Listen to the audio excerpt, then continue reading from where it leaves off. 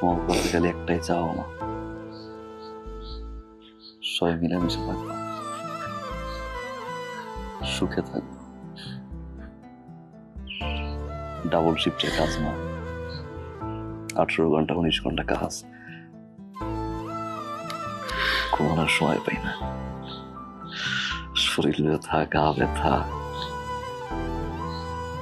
একজন প্রবাসী সে যে কত কষ্ট করে, কত স্যাক্রিফাইস করে তার পরিবারের জন্য, তো সে জানে। সব কষ্ট ভুলে যায় বাঁচানো, যখন ভিডিও করে দেখি তোমার সবাই হাসি মুখে আছে,